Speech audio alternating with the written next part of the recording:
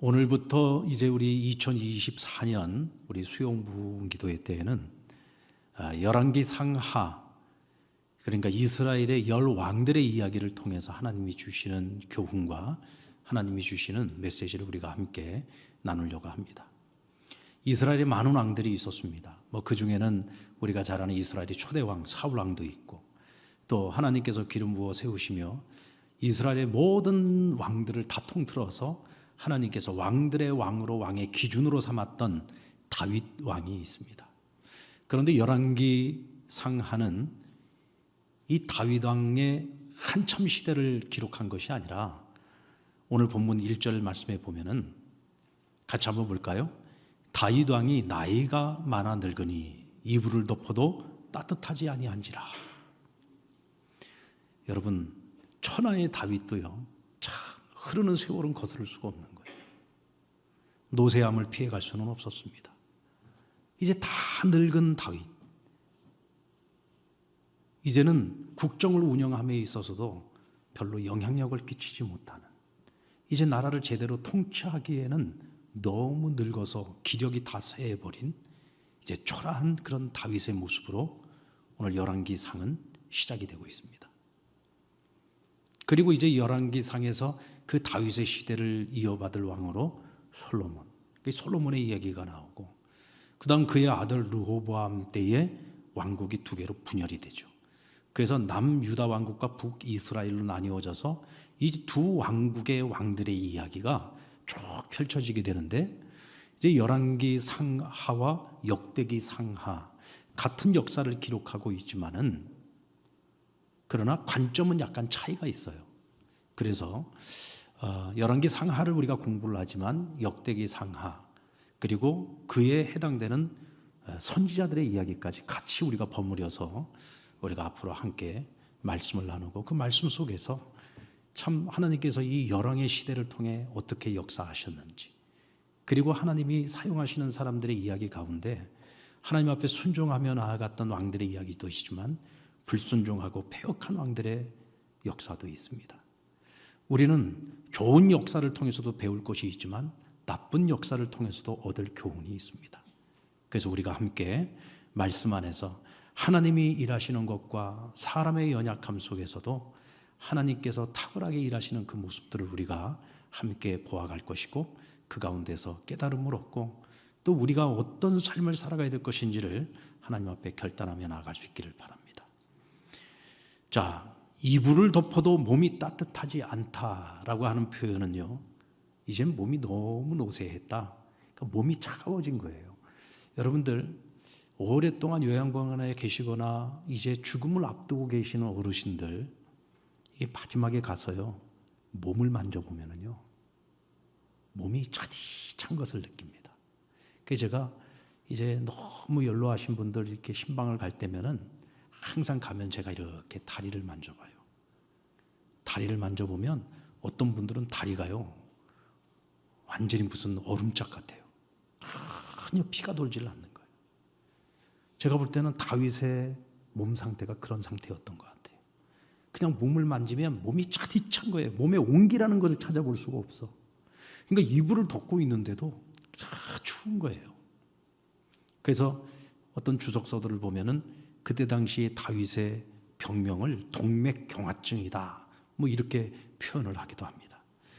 다윗에게 남은 시간이 이제 얼마 남지 않았다는 것을 암시하고 있는 말씀이죠.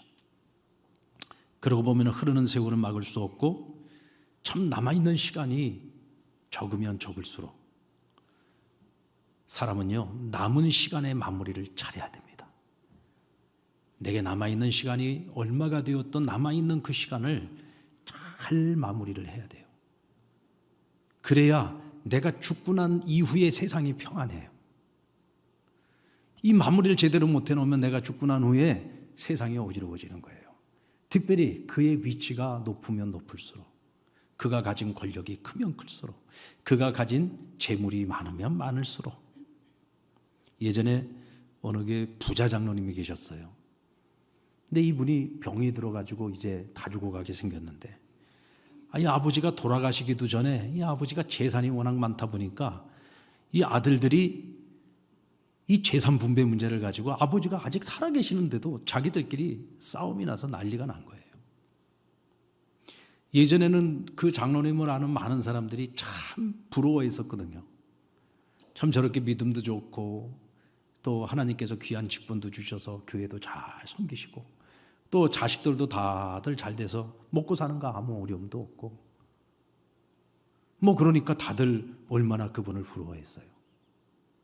근데 이렇게 몸은 병들어서 저러고 있는데 자식들은 아버지를 병을 걱정하는 것이 아니라 그 재산 분배 문제 가지고 서로 짓듣고 싸우고 아버지 얼굴에 먹칠을 하는 거예요. 그러니까 그 모습을 보고 있던 많은 사람들이 뭐라고 하냐면 차라리 저럴 것이면 차라리 가난한 아버지로 사는 것이 더 나을 뻔했다. 그런 얘기들을 하더라고요. 원래 여러분 가난한 집안에 효자 난다는 얘기 있지 않습니까? 가진 것이 많으니까 아니 아버지가 부자면 자식들도 웬만큼 가지고 드리고 살잖아요. 그런데 욕심이라는 게 끝이 없는지 아버지가 아직 돌아가시지도 않았는데 더 갖겠다고 조금이라도 더 가져야 된다고 자기들끼리 아웅바둥 그런 싸우는 모습을 보니까 참 기가 막히더라고요. 저는 그때 생각했던 것이 만약 아버지가 정말로 가진 것이 많으면요 그렇게 노쇠하고 힘이 없어 죽을 날만 기다릴 때까지 왜 가만히 있었을까? 분명 그 아버지에게 그래도 아들한테 말 한마디 하면 아들들이 꼼짝 못하고 그 아버지의 권위 앞에 복종하던 때가 있었을 거란 말이에요. 왜 나중에 아버지한테 유산이나 좀 더 받으려고 어쨌든 간에 아버지 돈을 보고서라도 꼼짝 못하고 순종하고 복종해야 할 때가 있었을 거 아니에요. 그러면 이 아버지는 그때에 정리를 해줬어야 되는 거예요. 그때에. 아예 그냥 그때에 그냥 그 아들들 미리 그거를 다 아버지가 지혜롭게 잘 판단을 해서 아버지의 그 권위를 가지고서 딱 미리 딱 정리를 해줬으면 아버지가 병들고 다 죽어가게 생겼을 때 저렇게들 싸우지 않죠. 그러니까 어떻게 보면 아버지가 미리 정리를 안 해줬기 때문에 자식들이 저렇게 싸우는 거예요. 그럼에도 불구하고 자식들이 사람 같으면 제대로 해야 되는 거지만 이게 사람 같지 않은 아들들인데 그나마 그래도 내가 죽고 난 다음에 형제들 간에 서로 원수라도 되게 만들지 않으려면 아버지가 살아생전에 시간이 있고 그래도 내가 할 수 있는 여력이 있을 때 그건 정리를 해줘야 되는 거예요. 그게 지혜로운 아버지죠. 여러분 믿음의 사람 아브라함을 보십시오. 아브라함은 자신이 세상을 떠나기 전에요. 자신이 기력이 있을 때 아들들이 많이 있었잖아요. 자식들이 많이 있었습니다. 처음에는 자식이 없었지만 하나님 복을 주셔가지고 이스마엘 첫 이 아들은 하나님이 주신 아들은 아니었지만 어쨌든 인간적으로 얻은 아들이지만 아들이잖아요. 하나님께서 이스마엘도 복 주시겠다 약속하시지 않았습니까? 그 다음에 이삭을 얻었고 그 다음에는 나중에 그두라는 여인을 통해서 또 많은 자식을 주셨어요. 다들 어머니가 다른 자식들 아닙니까? 그 아브라함은 어떻게 했느냐? 자신이 가진 재물이 많잖아요. 그거를 자식들에게 다 분배해서 미리 다 나눠줬어. 그리고는 자신의 기업을 물을 자인 이삭으로부터 전부 멀리 떠나서 살게 하도록 다 그들을 멀리 보내버립니다. 왜? 자기가 죽고 난 다음에 문제가 생기지 않도록 매일이 재산 분배 다 끝내가지고 전부 보내버린 거예요. 이게 지혜로운 아버지요. 오늘 본문의 사건은 다윗의 아들 아도니아가 반역을 일으킨 사건이거든요. 여러분 다윗은 이미 한번 압살롬이 구테타를 일으켜가지고 세상에 아들이 아버지 잡아 죽이겠다고 쫓아다니고 아버지 권력을 탐해서 그런 비극을 한번 경험했던 사람 아닙니까 다윗은. 그러면 자기가 할 수 있을 때 이렇게 기력이 다 쇠해버리고 그냥 산송장처럼 이렇게 있을 때가 아니라 자기가 할 수 있을 때 후계자를 빨리 정했어야죠. 자식이 많아요. 아들들이 많아요. 왕자들이 많은 겁니다. 그러면 당연히 아들들 사이에 얼마나 권력 암투가 일어나고 서로 후계자가 되려고 얼마나 치열한 싸움이 일어나겠습니까? 그러면 다윗이 그래도 내가 할 수 있을 때 여력이 있을 때 뭐 어떤 반발이 있더라도 빨리 정리를 딱 해줬더라면 사실 이런 사태까지는 일어나지 않을 수도 있었다. 그러니까 여러분 다윗이라고 완벽한 사람이 아니에요. 다윗의 일생을 우리가 쭉 공부를 해보면 참 그의 위대한 모습들도 있지만 수치스럽고 부끄러운 모습도 있고, 또 아버지로서 실수가 너무 많았어요. 그래서 그 자식들 사이에서 뭐 서로 죽이고, 아버지 권력 찬탈하겠다고 쿠데타를 일으키고, 이런 비참한 일들이 얼마나 많이 일어났습니까? 그런데 이 마지막 순간까지도 결국은 또 한 명의 아들이 이런 반역의 사건을 저지르고 만 거죠. 아도니아는 현재 살아있는 다윗의 아들들 가운데 가장 장남이었습니다. 그의 형이었던 압살롬이 죽고 난 다음에, 그 다음에 왕위를 계승한다면 가장 유력한 사람이 누구였냐면 아도니아였어요. 원래 그 위에 또 암논이라는 형이 있었잖아요. 근데 암논도 결국은 압살롬의 손에 죽지 않습니까? 이게 참 비극이죠. 그리고는 그래도 아도니아가 이제 그 다음에 장자로 따진다면 제일 위에 있으니까 서열상으로 왕위 계승자가 될 후계자로서 가장 유력한 사람이다. 게다가 용모도 아주 준수했어요. 그 형 압살롬도 참 인물이 좋았는데, 이 아도니아도 인물이 아주 빼어났던 것 같아요. 그리고 당시 최고 실권자였던 군대장관 요압과 제사장 아비아다를 포섭할 수 있을 정도로 정치적인 수완도 아주 탁월했던 것을 알 수가 있습니다. 그는 과거에 형 압살롬이 아버지의 정권을 찬탈하려고 쿠데타를 일으켰을 때 그 형 압살롬과 한 배를 타지 않았어요. 그리고 그 형의 쿠데타가 실패하고 정말 마지막에 비참하게 끝나는 모습을 보면서 그는 마음에 생각했습니다. 나는 형처럼 저렇게는 안 할 거야. 나는 한번 기다려 볼 거야. 그리고는 언젠간 나도 어쩌면 왕이 될 수 있을 거다라는 생각을 가지고서 꿈을 키웠죠. 왜? 형 암논도 죽었고 압살롬도 죽었고, 이제 그 다음에는 제일 위에 장남이 자기니까 뭐 충분히 왕의 꿈을 꿀 수 있지 않겠습니까? 제왕의 꿈을 꿀 수 있지 않겠습니까? 그래서 정말 숨죽이고 기다렸어요. 오늘 성경에 보십시오. 그가 이 일이 있기까지 아버지로부터 한 번도 꾸지람을 들은 적이 없다 그랬어요. 이제 그만큼 아버지에게 말 잘 듣는 아들이었고, 그리고 어떻게 보면 자기 안에 있는 그 욕망을 철저하게 감추고서 숨죽이고 기다려온 거예요. 잘 기다린 거죠.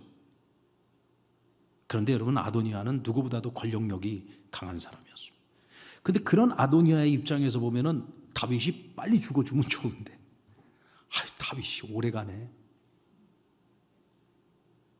아버지의 통치 기간이 너무 긴 거야.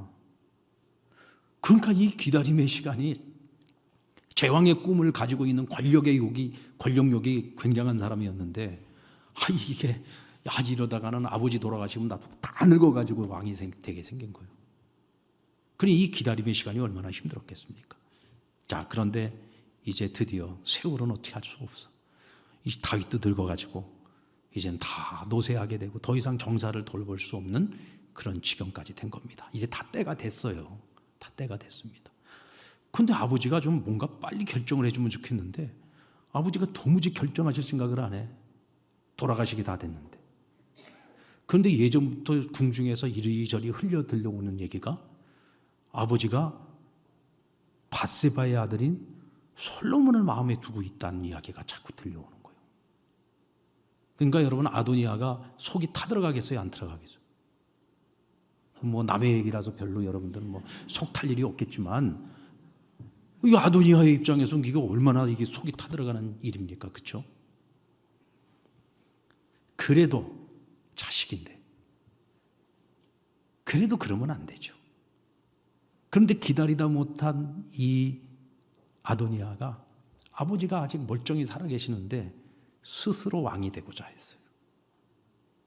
스스로 작은 동네에서 자기가 스스로 왕 위에 올라버립니다.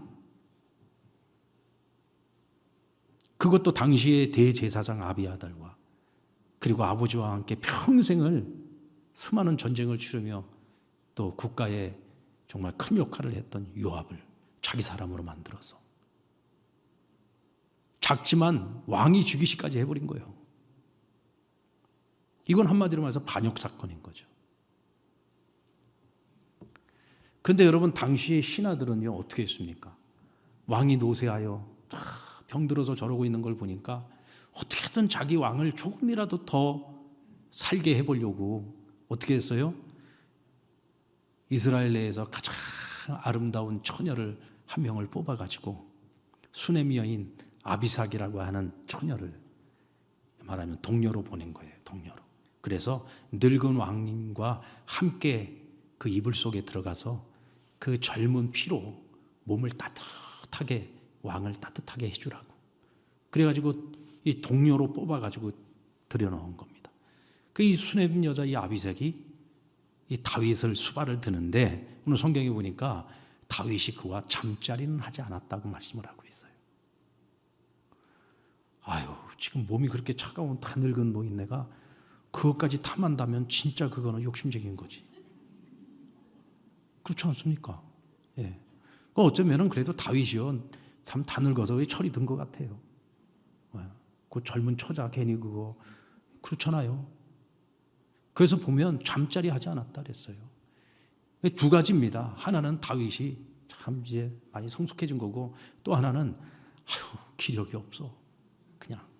그러니까 아예 그냥 생각을 못한 거야. 그러니까 왜 이런 기록을 여기다가 기록을 해놨을까? 이제 그 얘기는 그만큼 이제 다윗이 죽을 날이 다 됐다는 것을 지금 말씀하고 있는 거예요.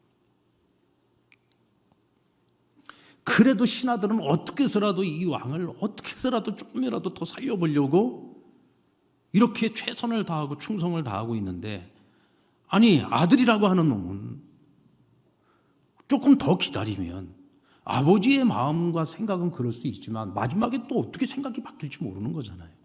기다려야죠. 그게 도리인 거죠. 근데 이 아들은 그냥 아버지가 언제 죽나 왜 빨리 안 죽나 그냥 아버지 죽을 날만 그냥 손꼽아 기다리고 있는 거예요. 참 다윗의 마지막이 너무 초라하지 않습니까? 너무 비참하잖아요. 너무 슬픈 일이죠. 결국 아도니아는 아버지의 죽음을 기다리지 못하고 스스로 왕이 되었어요. 5절 말씀 같이 한번 읽어볼까요? 5절 말씀 시작. 그때에 핫깃의 아들 아도니아가 스스로 높여서 이르기를 내가 왕이 되리라 하고 자기를 위하여 병거와 기병과 호위병 50명을 준비하니. 여기서 그때라는 말은 다윗이 노새하에 죽어가고 있을 때라는 말이고 이때 아들 아도니아가 스스로 높여 스스로 왕이 되고자 했다는 것이고 결국은 그도 형 압살람처럼 반역을 모의한 거죠. 7절에는 보면 아도니아가 수리아의 아들 요압과 제사장 아비아달과 모의하니 그들이 따르고 도우나. 이 사람들이 왜 아도니아를 따르고 도왔을까요? 그들 눈에는 아도니아가 제왕의 깜이라고 생각을 했던 거예요. 왜? 모든 조건이 완벽하거든요. 사실 이 당시에 솔로몬은 나이도 어렸어요. 나이도 어렸어요. 거기다가 여러분 밧세바와의 아들 아닙니까? 어떻게 보면 이스라엘의 그 모든 신하들이요 이 밧세바라는 여인을 별로 안 좋아했을 것 같아요. 그렇지 않습니까? 한참 전쟁 중에 다윗을 유혹해가지고 자기 남편은 죽게 만들고 거기다가 다윗하고 둘 사이에 아이가 첫 번째 아이는 있었는데 그것도 하나님 저주받아갖고 죽지 않았습니까?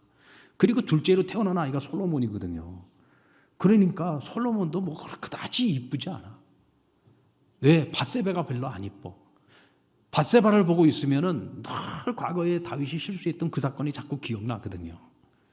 그러니까 신하들의 입장에서는 솔로몬보다는 오히려 아도니아가 더 낫다고 생각할 수 있죠. 모든 면에서 이만한 인물이 없어. 그래서 그들은 아도니아와 함께 했던 겁니다.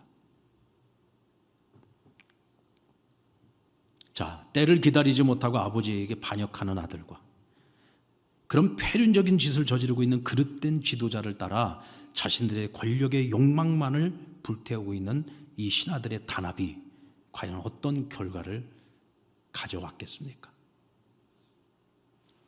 여러분 우리가 이 열왕의 이야기를 공부를 하면서요 한 가지 분명히 기억해야 되는 것은 하나님께서 왕을 세우실 때는요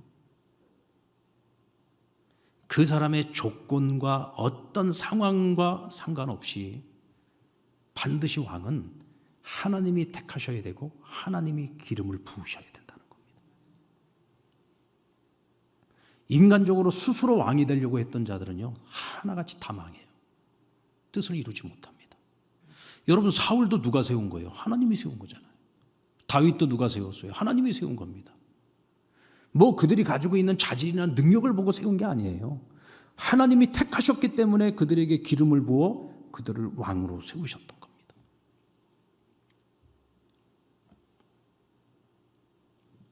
사실 사울의 아들 요나단을 생각해 보면 그는 정말 왕이 되고도 남을 만한 너무나 훌륭한 제목이었습니다. 그는 아름다운 성품과 전쟁터에 나갔을 때는 용맹한 장수였고요. 하나님을 경외하고 하나님의 뜻을 따르는 정말 훌륭한 믿음의 사람이었습니다. 친구 다윗과는 정말 그 친구를 위해서 자기 목숨까지도 내어놓을 수 있을 만큼 우정을 빛내주었던 참 신의의 사람이고 의리 있는 사람이었고 정말 멋진 의인이었습니다. 그 나라에서도 왕위 계승 1순위였잖아요. 다윗만 아니었으면 자동으로 왕이 되는 사람이었습니다. 그러고 보면은 하나님께서 이 요나단을 사랑하시는 것과 그를 왕으로 기름 부어 세우는 것은 다른 문제였던 것 같아요. 하나님이 사랑한다고 해서 그를 무조건 다 왕으로 세우는 게 아니에요. 하나님께서는 왕으로 세울 만한 그릇을 따로 구별하시고 따로 택하시고 따로 기름 부어 세우시는 겁니다. 이 요나단의 위대한 점이 뭐냐면 그는 자신이 당연히 자기가 받아야 될 모든 조건들을 다 가지고 있었고 당연히 나는 이스라엘의 왕의 후계자로서 왕이 될 자격이 있는 사람이다. 이거는 이스라엘의 모든 백성들이 전부 다 인정하는 일이에요. 그런데도 불구하고 그는 하나님께 묻습니다. 하나님, 내가 과연 왕이 될 사람이 맞습니까? 내가 과연 아버지를 이어서 왕이 될 자가 맞습니까? 다윗을 보면 하나님께서 다윗을 택하시고 하나님께서 다윗을 왕으로 세우시고자 마음을 먹으신 것 같은데 하나님, 대체 어떤 길이 과연 제가 가야 하는 길입니까? 그는 여러분 하나님께 묻는 사람이었어요. 당연한 것을 당연한 것이라고 생각하지 않고 어떤 일이든 이것이 하나님의 뜻인지 아닌지를 철저하게 하나님께 묻고 만약 그것이 내가 포기해야 되는 길이면 인간적으로 그것이 괴롭고 힘든 일일지라도 하나님의 뜻을 받들기 위해 자신의 길을 포기해요. 모든 사람들이 자기를 응원을 하고 있지만 그 사람들을 등을 돌리고 그것을 포기하는 거예요. 그게 여러분 요나단의 위대함인 겁니다. 여러분, 우리는 사람의 위대함을 이야기할 때 그 사람이 꼭 승리하고 어디를 가서 뭐 잘 되고 뭐 높은 자리에 올라가고 왕이 되고 이런 것만이 잘 되는 게 아니에요. 처음부터 끝까지 하나님께 물으면서 하나님 앞에 순종하면서 하나님이 원하시고 뜻하시는 그 길을 따라 순종하며 걸어가는 그 사람의 그 길이 승리하는 길이요. 그 길이 위대한 길인 겁니다. 아멘입니까? 여러분, 저와 여러분도 그런 길을 걸어갈 수 있기를 바랍니다. 그러려면 우리는 물어야 돼요. 누구에게요? 하나님께 물어야 됩니다. 이 아도니아의 가장 큰 문제가 뭐였습니까? 그는 한순간도 한 나라의 왕이 되는 이 중요한 문제를 하나님께 단 한 번도 물은 적이 없다는 거예요. 자신이 가지고 있는 세상적인 모든 조건들 이것만 본 거죠. 그러니까 내가 왕이 돼야 되는 건 당연한 일이라고 생각을 한 겁니다. 그게 아무리 당연한 것처럼 보여도 이스라엘 왕을 세우는 것은 하나님이 하시는 일이기 때문에 하나님께 물어야 되는 거예요. 요압과 아비아달 제사장도 역시 하나님께 물어야 될 사람들이 하나님께 묻지 않고 그의 조건만, 외적인 조건만 보고 그와 함께 했던 것입니다. 여러분, 다윗은 사울에게 쫓겨다닐 때 사울왕을 죽일 수 있는 절호의 기회가 여러 차례 있었어요. 그러나 그는 그 기회를 사울을 죽이는 기회로 삼지 않고 그에게 은혜를 베푸는 기회로 삼았습니다. 왜 그랬습니까? 다윗은 항상 하나님께 묻는 사람이었어요. 하나님, 이런 기회가 왔는데 이건 누가 봐도 하나님이 사울을 죽이라고 나에게 주신 절호의 기회인데 하나님, 저를 죽이는 것이 옳습니까? 그러나 하나님께서는 당신이 기름 부은 자를 누군가의 손으로 피 흘리게 만드는 거 하나님 원치 않지 않습니까? 하나님 기름 부은 자에 대한 심판은 하나님이 하시는 것이 사람이 하는 것이 아니기에 저는 멈춰집니다. 하나님 대체 하나님 뜻이 무엇입니까? 제가 어떻게 하는 것이 옳은 것입니까? 하나님께 물으면서 그는 자신의 손에 기름 부은 자의 피를 묻히지 않기로 마음을 결단한 거예요. 그리고는 원수를 은혜로 갚는 거죠. 할렐루야. 원수를 갚을 수 있는 기회가 왔는데 그 기회를 은혜의 기회로 바꿔버린 겁니다. 그러니 하나님께서 이 다윗을 사랑하지 않을 수가 없는 거예요.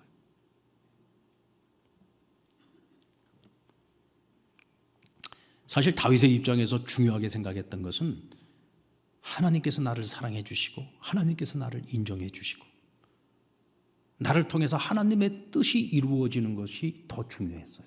뭐 사울을 언제 죽일 거냐, 뭐 어떻게 죽일 거냐, 내가 언제쯤 왕이 될 거냐, 이런 게 중요하지 않았어요.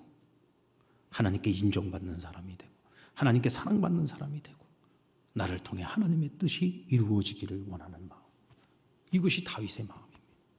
그러니까 그는 항상 하나님께 물으면서 자신이 걸어가야 되는 그 길을 걸어가는 거죠. 여러분, 우리 한번 따라 볼까요? 하나님께 물으며 길을 가면 절대로 후회하지 않습니다. 네. 범사에 하나님을 인정하라. 그리하면 그가 내 길을 지도하시리라. 범사에 하나님을 인정한다는 것은 크든 작든 모든 일을 하나님께 묻고 하나님이 인도하신 대로 따라갈 때 우리는 후회함이 없어요. 그리고 아도니아는 기본적으로 그의 성품이나 인격이나 자질 그 자체가 왕이 되어서는 안 되는 사람이에요. 먼저 그는 10계명 가운데 5계명인 내 부모를 공경하라 하는 이 기본법조차도 지키지 못하는 페류나였습니다. 여러분, 만약 우리나라 대통령을 뽑는데 요즘 뭐 대통령 뽑을 때 얼마나 철저하게 조사를 합니까? 그렇죠? 막 신상조사 다 하잖아요. 막 신상 털기 다 하지 않습니까? 그런데 이 대통령 후보자가 페류나야. 아버지한테 불효하고 그냥 아버지한테 아주 몹쓸 짓을 했어. 그러면 여러분, 국민들이 그런 사람을 대통령으로 뽑겠습니까? 안 뽑겠죠. 당연히 안 뽑아야죠. 뭐 그 사람이 아무리 대단한 능력을 가지고 있고 뭐 정치를 잘하고 뭘 다 한다고 해도 기본적으로 사람이 안 돼. 인간이 아닌데 그런 사람을 갖다가 한 나라의 리더로 세워가지고 이 나라 꼴이 어떻게 되겠어요? 그러니까 이 사람은 기본적으로 왕의 자질이 없는 겁니다. 그리고 그는 리더로서 포용력이 부족해요. 포용력이. 여러분, 다윗을 생각해보면 다윗이 참 파란만장한 인생을 살아오지 않았습니까? 근데 보면 그가 가장 믿고 신임했었던 장군이 누구예요? 요압 장군 아닙니까? 근데 이 요압이요, 나중에는 자기도 나름대로의 그 1등 공신이 되다 보니까 이게 목에 막 힘이 들어가요. 그래가지고 다윗이 은혜를 베풀라는 사람한테 자기 멋대로 왕의 명령을 거부하고 자기 멋대로 가서 죽여버려요. 이런 일들이 한두 번이 아닙니다. 그런데도 다윗이 어떻게 해요? 긍휼을 베풀어요. 자비를 베풉니다. 그리고는 뭐야? 포용하는 거, 포용하는 거. 내 마음에 드는 사람만 데리고 가는 게 아니야. 마음에 안 들어도 다 데리고 가는 거예요. 다 끌어안고 가는 겁니다. 그게 포용력이죠. 여러분, 시므이라는 사람이 있었지 않습니까? 사울의 신복이었던 사람인데 나중에 다윗의 신하가 되죠. 근데 이 압살롬의 구테타 때에 다윗이 급히 예루살렘에서 도망을 쳐나가는데 이 시므이가 뒤쫓아오면서 얼마나 저주를 퍼부어댑니까? 그때 옆에 있던 장군들이 내가 당장에 달려서 저놈의 목을 베어버리겠다고. 그러니까 다윗이 뭐라고 해요? 지금 저자가 하는 말은 하나님이 저자의 입술을 통해서 나를 책망하는 것이다. 그냥 냅둬라. 자비를 베풉니다. 나중에 구테타 실패하고 다시 예루살렘으로 돌아오는데 제일 먼저 달려나와서 마중 나온 사람이 누구였어요? 시므이였습니다.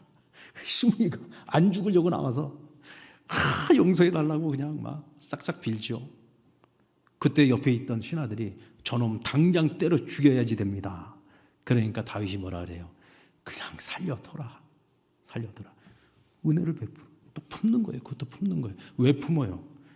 여러분, 그때까지도요, 사실은 이 사울의 그 가계에 과거의 그 사울의 그 영향이 미치는 인물들이 어딘가에는 다 있거든요.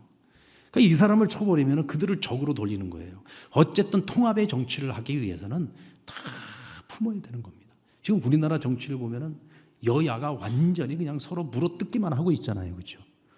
그래도 여러분 옛날에는 보면은요, 여야가 국회에서 막 싸우다가도 나올 때는 그냥 같이 나오면서 뭐 어깨 동무도 하고 뭐 같이 가서 뭐 한 잔도 하고 뭐 같이 가서 밥도 먹고, 옛날에는, 옛날 정치는 그랬다 그러더라고요. 뭐 나도 정치는 안 해봤으니까 모르지만 옛날에는 그랬대. 근데 요즘은 국회에서 싸우고 나와서도 싸우고 집에 가서도 싸우고. 그래서 도무지 이게 서로 간에 뭔 교차점을 만들지 못한 완전히 상극인 거예요. 상극. 그러니까 나라가 지금 완전히 지금 우리나라만 해도 지금 두 동강이 나 있잖아요. 지금 우리나라가 지금 정치적으로 보면 완전히 두 동강이 나 있는 나라 아닙니까? 그렇지만 대통령은 어떻게 해야 돼요? 여나 야나 다 품어야 되는 거예요. 품어야 되는 거. 품고 가야 되는 거예요.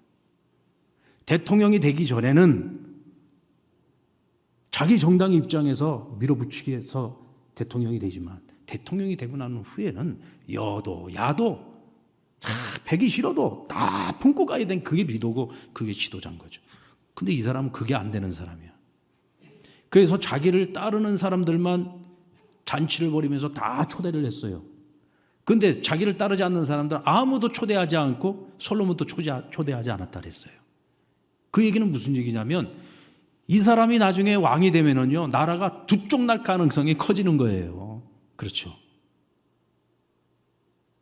잔치를 벌이는데 이런 기회가 얼마나 좋은 기회입니까? 이럴 때 마음에 안 드는 사람들도 다 불러야 되는 거야. 난 당신을 왕으로 인정 못해 하는 사람들도 다 불러야 되는 거죠. 포용을 해야 되는 거예요. 이 사람은 그 포용력이 없어. 그리고 그는 넘보지 말아야 될 것을 넘보는 욕망의 사람이었다. 살아있는 아버지의 권력을 탐하는 거, 이건 넘보지 말아야 될 것을 넘보는 거죠. 그리고 이제 오늘 본문에 나오는 것은 아니지만 그 다음 본문에 보면은 나중에 이제 그 왕이 찬탈을 실패하고 난 후에 참 이 사람이 좀 모자란 것 같기도 해요. 그 바세바한테 찾아가서 내가 왕은 되지 못했지만 내가 딴 거라도 얻어내야 되겠다 해가지고는 아버지의 동료였던 아비삭을 자기한테 달라고 합니다. 여러분, 어쨌든 간에 이 아비삭은 아버지하고 몸을 섞지는 않았지만 어쨌든 아버지의 여인이잖아요. 아버지의 여인이었어요. 그러니까 후궁 반열에 있는 여인인 겁니다. 절대로 넘봐서는 안 되는 거죠. 근데 그걸 넘봤어요. 그래서 처음에는 솔로몬이 아도니아를 용서했습니다. 그런데 이 이야기를 듣고 난 다음에요, 이런 페류나가 다 있나? 그리고는 사람을 시켜서 아도니아를 죽여버립니다. 넘보지 말아야 될 것을 넘보니까 제명에 못 사는 거예요. 이런 사람이 왕이 되면 어떻게 되겠습니까?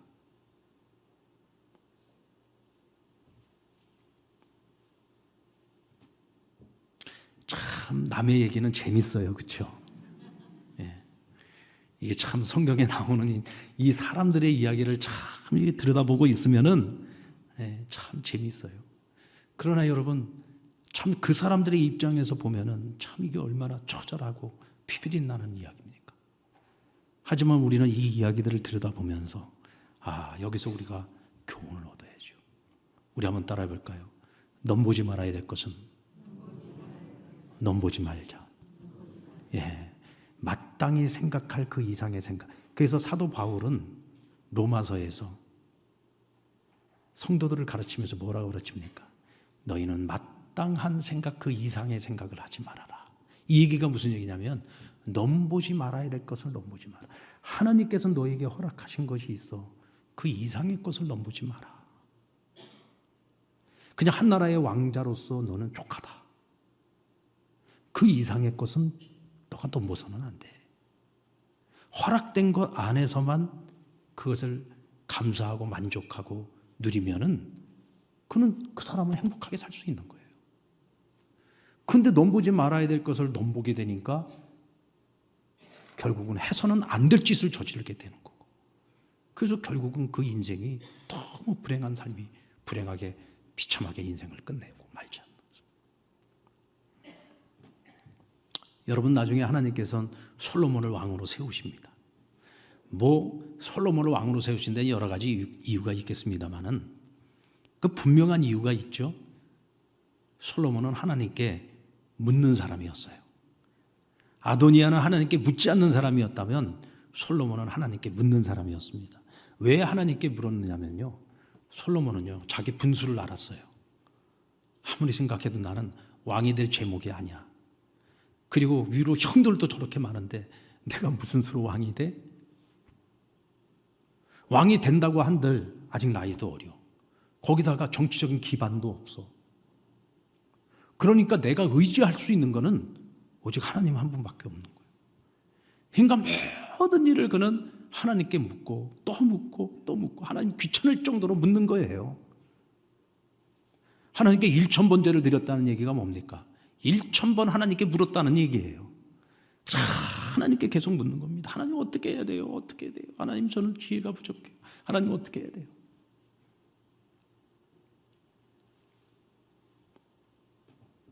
뿐만 아니라 그는 자비의 사람이면서 또 한편으로 공의의 사람이에요. 형에게 자비를 베풀었지만 그러나 형의 용서할 수 없는 범죄가 드러났을 때는 즉시 심판을 하는 거죠. 공의를 베푸는 겁니다. 자비와 공의의 사람. 그렇지 않습니까? 여러분, 왕은 정의롭고 공의로워야죠. 그렇지 않으면 나라가 어떻게 되겠습니까? 그리고 그는 왕으로서 고민해야 될 마땅한 고민을 가지고 하나님께 물었습니다. 그래서 항상 그의 고민이 뭐였습니까? 하나님, 내가 이 나라를 잘 다스리고 이 백성들을 재판을 하고 다스릴 때 공정한 재판을 해야 되는데 하나님, 저는 지혜가 부족합니다. 그러니 이 백성들을 다스리고 그들을 공정한 재판을 할 수 있도록 하나님, 저에게 지혜를 주십시오. 하나님 앞에 마땅한 고민을 가지고 백성들을 먼저 생각하고 백성들을 위한 정치를 잘할 수 있도록 하나님께 구했던 거예요. 그러니까 하나님께서 그에게 그것만 주신 것이, 지혜만 주신 것이 아니라 세상의 모든 부귀영화를 그에게 다 쏟아 부어 주셨죠. 구하지 않은 것까지도 다 부어 주셨죠.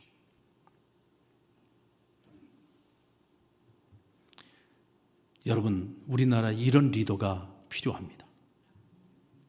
이제 금년 4월 달에 우리 대한민국에 총선이 있습니다. 국회의원 선거가 있어요. 여든 야든 어쨌든 좋은 사람들이 리더가 돼야 됩니다. 정직한 사람이 리더가 돼야 되고 재능이 있고 능력이 있는 사람이 리더가 돼야 됩니다.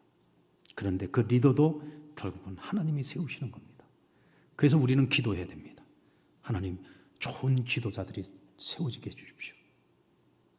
그래도 여러분, 참 우리나라는 감사한 게요, 정말 결정적인 때에 그들이 완전한 사람은 아니었지만 그래도 나라를 사랑하고 어쨌든 이 나라를 살려보겠다고 그래도 뭔가 열심히 일을 했던, 바른 생각을 가졌던 지도자들이 있어서 그 이 나라가 공산화되지 않고 민주화가 됐고 민주주의 국가로 세워졌고 또 전쟁통에도 어쨌든 미국의 마음을 움직이게 해서 자유민주주의 국가를 지켜냈고 또 군사정권도 있었지만 민주화 투쟁 통해서 또 이 나라를 지켜내면서 또 그 전에 박정희 대통령에 대한 평가가 많이 갈리우기는 하죠. 그래도 어쨌든 경제개발 5개년 계획 세워서 그래도 이 나라에 고속도로 깔아놓고 그래도 산업 기반이 되는